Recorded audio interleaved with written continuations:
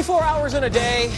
Also only 24 points on the scoreboard. Both sides of the Dolphins. Where's Kiefer Sutherland when he needs him? Exactly. Preseason action. No Caleb Williams for Ben Johnson making his Bears debut, but Mike McDaniel choosing to start Tua Tagovailoa, his first drive, converting on 4th and 3. God, the music just makes my loins tingle. Tagovailoa Family later in the program. drive. He converts a 3rd and short to Taj Washington. This drive lasting almost the entire first quarter, but McDaniel draws up 4 running plays down inside the 5, and the Bears stuff all 4. A 10-minute drive giving Miami nothing. Jalen Wright stuffed right there.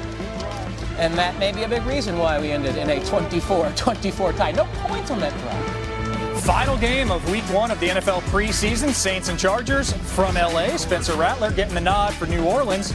Kellen Moore said all 3 QBs on his roster are going to have some good moments. It's not a good moment for Rattler, who had said last week at camp he was the best QB on the field. Here sacked and stripped by Caleb Murphy. Rattler goes 7 for 11, 53 yards. So in comes second-round pick Tyler Shough. He came in the game late second quarter. In the third, Shough completes a pass directly to Aaron Rodgers. Problem is he's employed by a team in Los Angeles. Pick 6 for Rodgers, the undrafted rookie free agent out of Rutgers, had 2 interceptions before unfortunately exiting with a leg injury. But here's the positive for Shough. It might be a little bit of a roller coaster for the young man who's got a birthday next month, talking about his age a lot. Goes up top to Mason Timpton, 54-yard touchdown. They'll take that in New Orleans. Shough goes 15 for 22, 165. The touchdown we showed you, the pick we showed you. In a game, they lost by 14. It's all about QB development there. With that, all 32 teams have played at least a preseason game, and each of the top 3 picks seen the field. Number 1 overall pick, Cameron Ward, 2 drives for the Titans, 67 pass yards, did lead a touchdown drive. Two-way star, Travis Hunter played 9 of 10 snaps with the ones on offense, 8 more snaps on defense. Had 2 catches for 9 yards. Not targeted on defense, but did miss a tackle on Caleb Johnson. Number 3 overall pick for the Giants, Abdul Carter, made his presence felt against the Bills. The Penn State product played just 6 snaps, but had 2 QB pressures and a tackle, even against Pro Bowler Dion Dawkins. Story of the draft, Shedeur Sanders, his drop, but looked the part of a pro in his debut. 14 of 23 passing, 138 yards, 2 touchdowns. 93 of those yards came when he had more than 2.5 seconds to throw, going 7 for 12 on those attempts. Senior NFL insider Adam Schefter joins us now. Schefter, let's start with that QB room in Cleveland. It is crowded. After what we saw Friday from Shedeur, what are you hearing about that competition? Well, Phil, it's crowded and it's injured, and that's why Shedeur Sanders got the opportunity that he did on Friday night to play as long as he did, because Kenny Pickett, Dylan Gabriel have been dealing with hamstring injuries, and Shedeur Sanders came out and did exactly what he needed to do. He played 45 snaps, and he played well. He wasn't satisfied with the performance, but it was hard not to watch him and feel like he couldn't start at the NFL level. He shined. He'll have the chance to continue that in the preseason, and if he plays at the level that he did Friday night, it's going to be very difficult for the Cleveland Browns to keep him off the field over the course of this season. Just want to say, Browns QB jersey guy should have the sewing machine on the ready for week 1. Adam, at the top of the NFL ladder, concern in Philly about their Pro Bowler, Eagles left tackle Landon Dickerson, was carted off the field with an apparent leg injury during an open practice Sunday night. What more can you tell us there? All right, Phil, let's bring you the very latest here on the Eagles Pro Bowl guard Landon Dickerson. He was listed on the injury report on Saturday with a knee injury. He went into the practice on Sunday night and hurt his knee again. He is scheduled to undergo an MRI today to determine the extent of the damage. You can see he could barely put weight on that injury on Sunday night. It is a knee again. He's had knee issues in the past, and he's also been a dominant offensive lineman. He's somebody that the Eagles do not want to lose.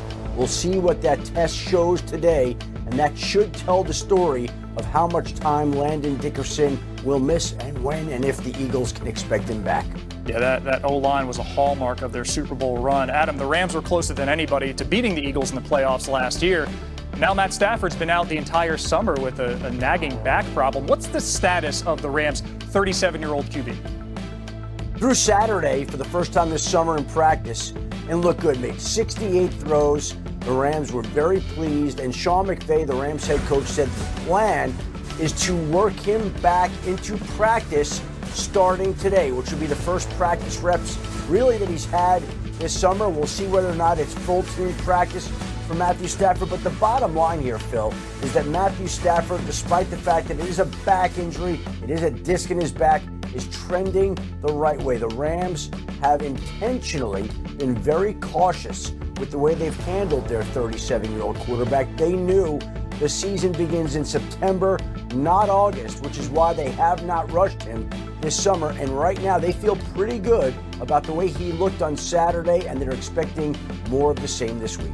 We forget how good LA looked in November and December of last year. They won 6 of their last 7, and in that time, Stafford, 11 touchdowns to just 1 pick. Adam, thank you. Mike T, and he said, I didn't bring Mike Tannenbaum with me. And Adam was on his way to a SportsCenter hit, literally just wanted to stop by and say hello during a break, which was wonderful, catching up with him. And then I realized, wait, we're supposed to have Tannenbaum, and I look at him and he's, where's Mike T? I didn't bring him. But you are here, Mike Tannenbaum. Yeah, it's on me. Whatever the fine is, I will pay, but it's a little bit of yeah, I'm here. I was starting to think he had a little bit of trouble getting back from Charlottesville from over the weekend. So I got to tell you that Chris Candy was reported that he was by far the best speaker, Evan, that UVA football has had. Wow. And the feedback from the players where they took, and I'm quoting here, pages of notes. Okay, let's set this up for a second for people that don't know. So Chris went down to Virginia to speak at his school. Now, with the football team. Interestingly enough, total coincidence, Mike's son is on the UVA football team as a freshman, right? Has never played, incoming freshman, has not played a game. You spoke to the team. What was the message that you wanted to deliver to the team? Biggest message was whatever it is that they want to accomplish as a team and in life, they have the resources at UVA to get it done. That was the biggest message. And Mike, do you feel like that got across? In spades. And like I said, the feedback was they took multiple pages of notes from Chris. And not that the other speakers weren't any good, but that you're kind of saying the other speakers weren't good. Okay, the other speakers sucked. And Chris was relatable, and obviously people there, as in many places, look up to him, not only what he's done on the field but off the field. And I think there's a lot of people at UVA are fortunate to be able to have a resource and a role model like Chris. But we don't want to bury the lead, though. It's me and Mike Tannenbaum hanging out at my alma mater all weekend. Oh, you were there too? We were hanging out. We were watching the scrimmage that they had in our stadium. We had lunch with some of the current players and former players afterward. Yeah, me and Mike T was hanging out. He's a part of the UVA football family now. Mike Tannenbaum. Boy, you find your way into everything, huh? He does. He was talking to our GM, trying to give him a little bit of insight as to how to get this thing done. Yeah. And I'm completely biased when I say this, but they're going to be much better than people think. Yeah, they are. Yeah, they are. They got a quarterback in Chandler Morris that can spin it. Yes, sir. Yes, you are biased. And your son's on the team and CC's sitting next to you. But that sounds like a great weekend, obviously. That was phenomenal. With UVA. All right, let's get into some NFL stuff. Mike, Shedeur Sanders this weekend was... as expected, impressive. Kept the ball in the fairway. It's a little bit like the NCAA tournament. You want to survive and advance. And I thought, that second touchdown he threw rolling to his left, that's an NFL touchdown. Yeah. He had to layer the ball. And look, I've said this for, a year now. He's a good player. He's a good quarterback. And he obviously had been working really hard at his craft and took advantage of the opportunity. I don't think there's any question he's a better NFL quarterback prospect than Dylan Gabriel. So the question now becomes, are we overreacting, Mike T? People are starting to speculate now whether or not Shedeur Sanders could be or should be in the mix for QB1 when the regular season rolls around. What's your perspective from the front office as far as how you handle the quarterback position the rest of the training camp? And does Shedeur Sanders, or should Shedeur Sanders, have a chance to start week 1? Yeah, so we had a sign in our draft room, in God we trust, for everyone else we need data. We should be a process-driven organization. It's a good sign. And we need more data. And he's earned the right to put more data out there. So, to me, hey, Shedeur, if you got whatever it was, 4 series against Carolina, give him 6 this week. And hopefully he just keeps doing well. Stack one good day on top of the next. That's all he needs to do. And as you said, when Al Groh put those 17 practices in front of you and said, hey guys, there's no light at the end of the tunnel, that's how he should think. There's no light at the end of the tunnel. My day is just to grind. Like, I don't know about you guys, but I was inspired by what Cam Ward said the other day when they said, you have a great reputation of working really hard. You're the first one in the building. He's like, yeah, my dad worked every day at 4:30 in the morning for a job he didn't like. It's easy for me to come here at 5:30 for a job I do like.